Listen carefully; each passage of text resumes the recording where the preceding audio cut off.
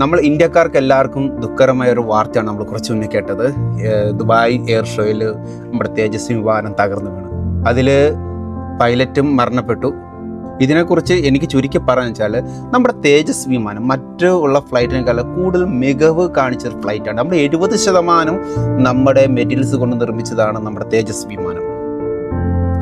Okay, ഈ തേജസ് വിമാനം already Africa, Philippine അങ്ങനെ കുറച്ച് രാജ്യങ്ങൾ നമ്മുടെ ഓൾറെഡി തേജസ് വിമാനം ഓൾറെഡി ബുക്ക് ചെയ്തിട്ടുണ്ടായിരുന്നു. നമുക്കെല്ലാവർക്കും അറിയാം ഇപ്പോൾ ആയുധ കച്ചവടം നടന്നുകൊണ്ടിരിക്കുന്നത്. അതിൽ ഇന്ത്യയുടെ സ്ഥാനം പറഞ്ഞറിയിക്കാൻ പറ്റുന്നൊരു സ്ഥാനത്താണ് ഇന്ത്യ കുതിച്ചുകൊണ്ടിരിക്കുന്നത്. എനിക്കിത് പറയാനുള്ളത്, ഇന്ത്യയുടെ യുദ്ധവിമാനത്തിൽ വിശ്വസ്ത തകർക്കണം, തേജസ് ആരും വാങ്ങരുത്, ഇന്ത്യ സ്വയം പര്യാപ്തമാകരുത് എന്നൊക്കെ ആഗ്രഹമുള്ള ശക്തികളാണ് ഇതിന് പ്രവർത്തിച്ചിട്ടുള്ളത്. ആവണം ഒരുപക്ഷെ എയർ ഷോയിൽ പങ്കെടുക്കണമെങ്കിൽ ആ ഫ്ലൈറ്റ് അടിമുടി പരിചയ ശേഷം എയർ ഷോ പങ്കെടുപ്പിക്കും. എന്തെങ്കിലും ഒരു ഫാൾട്ട് വന്നാൽ നമ്മുടെ രാജ്യത്തിനല്ലേ നാണക്കേട്. അതുകൊണ്ട് ഇതിൽ പിന്നിൽ ഒരു അട്ടിമറി ശ്രമം ഉണ്ടാവാം. എന്തായാലും സത്യം തെളിയിക്കട്ടെ.